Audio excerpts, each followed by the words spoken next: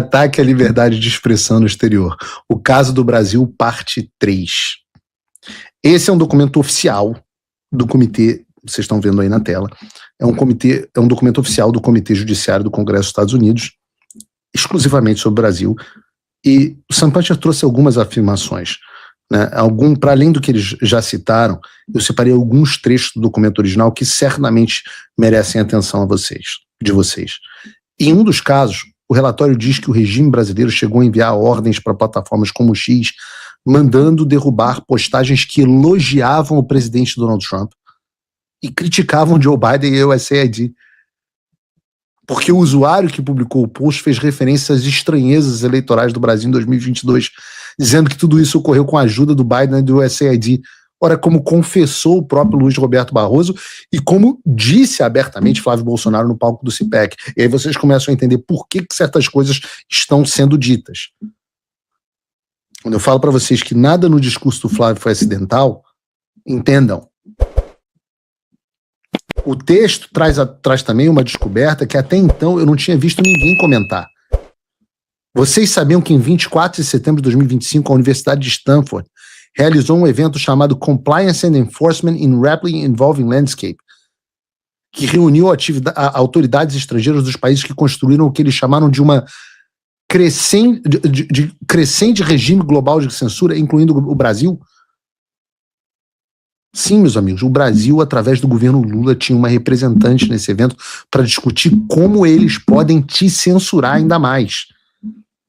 A representante foi Mariana Ferreira Tielli, vice-cônsul do Brasil em São Francisco. E aí que é engraçado, porque eu cheguei lá no Congresso para uma reunião com eles, para a gente debater os dados e tal, e o que eles tinham. Aí eu sento na mesa de reunião e eles falam assim: você conhece Mariana Ferreira? Aí eu falei: conheço, claro. Mariana Ferreira, conheço, claro. Mariana Ferreira foi minha diretora de jornalismo na Jovem Pan. E hoje acho que ela está no SBT Brasil, mas foi minha diretora de jornalismo da Jovem Pan. Foi uma ótima diretora comigo, não tenho nenhuma reclamação, nunca interferiu uma vírgula no que eu falasse. Aí a reportagem: pois é, ela estava lá na reunião sobre censura na universidade. Eu falei assim: a Mariana, a Mari? Não era outra Mariana Ferreira, essa era Mariana Ferreira Tielli, que é vice-cônsul do Brasil, que estava lá, e tinham várias, aquele Julian Eamon Grant, a comissária de e-safety da Austrália, Gerard Graff, enviado sênior da União Europeia para assuntos digitais, Julia Geneletti, responsável pelas políticas do famigerado Digital Service Act, Jonathan Porter, assessor econômico sênior do Office of Communication do Reino Unido. Ora, pega aí, Brasil, Austrália, União Europeia e Reino Unido. Coincidentemente, os países, ou o bloco de países, que mais contribuíram para o complexo industrial da censura exposto pelo governo Trump. E sabe o que os americanos disseram sobre o objetivo desse evento? Eu vou ler aqui para vocês no relatório.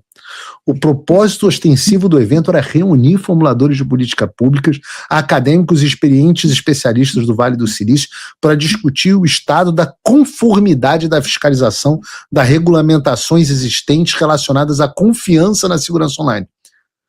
Na realidade, essa mesa redonda reuniu autoridades estrangeiras que visaram diretamente minar a liberdade de expressão americana e representam uma séria ameaça à primeira emenda. Reparem no que está sendo dito no relatório. Nós estamos descobrindo que o Brasil, no governo Lula, participou de um evento nos Estados Unidos cujo intuito era cercear a liberdade de expressão no mundo, não só no Brasil, como no Reino Unido, na Austrália, etc. Influenciando, inclusive, os Estados Unidos. E a gente começa a entrar no terreno. Ai, Flávio Bolsonaro quer uma interferência americana. Olha o governo Lula mandando gente para interferir nas nossas eleições através da censura, porque essa é a pauta significativa, a parte eleitoral. Há poucos anos ninguém sabia o que acontecia no Brasil. Ninguém fazia ideia do que ocorreu nas eleições de 2022, da censura que a direita sofreu, e como é que aquela eleição completamente foi parcial em favor do Lula. Ninguém tinha acesso às ordens secretas do Alexandre, até que este mesmo comitê, que foi o comitê dos Twitter Files, começou a divulgar as ordens dos Alexandres, as ordens alexandrinas. E o que os congressistas dizem nesse relatório? Aspas. O irmão mais velho de Eduardo Bolsonaro, Flávio, é um dos principais candidatos à eleição no Brasil, com pesquisas mostrando que ele e o atual presidente brasileiro, Luiz Inácio Lula da Silva, estão virtualmente empatados às vésperas das eleições de outubro de 2026. Diz o relatório, não sou eu. As ordens de censura e o lawfare promovidos pelo ministro Moraes contra a família Bolsonaro e os seus apoiadores podem prejudicar significativamente a sua capacidade de se manifestar online sobre temas de importância pública nos meses que antecedem a eleição presidencial brasileira. Não só isso demonstra o que eu sempre disse aqui no programa, que os americanos estão sim de olhos nas pesquisas eleitorais e no cenário brasileiro, e que a falta de engajamento prejudicou inclusive muito a manutenção da Lei Magnitsky. O Nicolas ficou muito chateado quando a gente falou isso, mas é verdade. Mas demonstra que os americanos estão bem conscientes do que está acontecendo. Que as ordens ilegais do Alexandre contra a família Bolsonaro e seus apoiadores podem sim prejudicar a capacidade da gente se manifestar e do Flávio se manifestar online sobre os temas mais importantes do Brasil. E a gente viu isso em 2022, quando era proibido falar que o Lula era abortista, amigo do Maduro, com ligação com o tráfico de drogas. E isso, evidentemente, tem um impacto eleitoral. Sem contar a maquininha. Isso não tem nada a ver com maquininha. Isso torna a eleição desleal. Em outro texto do relatório, eles dizem o seguinte: as ordens do ministro Moraes direcionadas à família Bolsonaro parecem ter caráter punitivo.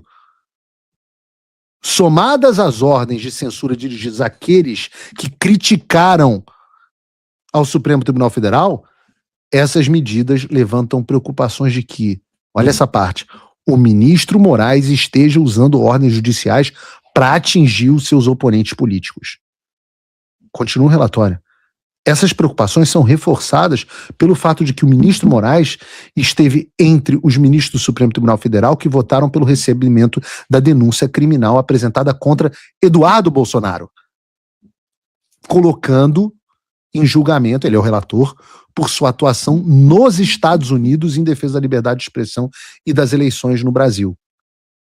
Essa preocupação, em novembro de 2025, ocorreu ao mesmo tempo que o ministro Moraes expedia ordens às plataformas de redes sociais para obter informações pessoais sobre Eduardo Bolsonaro, que estava nos Estados Unidos.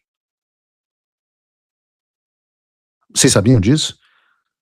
Que o Alexandre tinha dado ordens às plataformas para darem dados pessoais do Eduardo?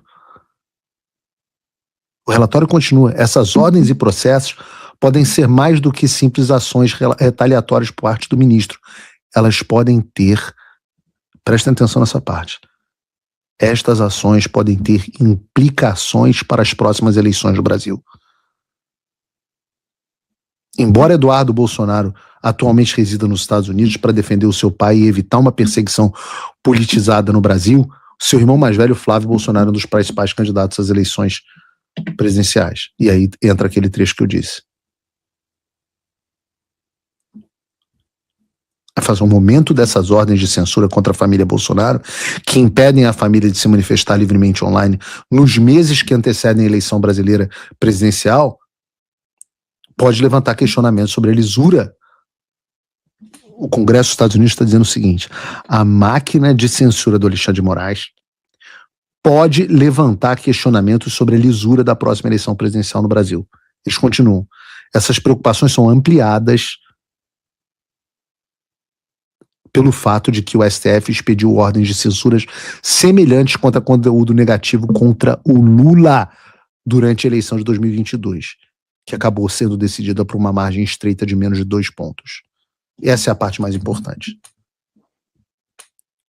As ordens do Alexandre sobre o Jair, o Eduardo, o Flávio, não são ordens legais, são ordens punitivas para prejudicar adversários políticos. E isso pode ter implicações para as eleições de 2026.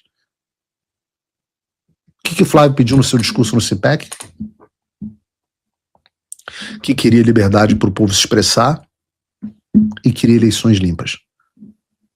O que 5 dias depois o relatório do Congresso dos Estados Unidos diz? que há um perigo das nossas eleições não serem limpas e nós não temos liberdade de expressão, como não tivemos em 2022. O Flávio e o Lula estão empatados na pesquisa e aí você vai lá e impede o Flávio ou o grupo político dele. O próprio Jair Bolsonaro, o maior fenômeno das redes sociais no Brasil, está proibido de usar redes sociais. Proíbe de manifestar sobre diversos assuntos que podem favorecer e prejudicar o Lula. Que eleição livre é essa? Eu repito, a gente já viu isso em 2022. Qual era a diferença? A diferença é que em 2022 o Congresso americano não sabia nem que o Brasil existia. Pelo contrário, em 2022 o Congresso era de maioria democrata e o Congresso estava aprovando resolução para que nós não questionássemos o processo eleitoral. 4 anos depois, 180 graus.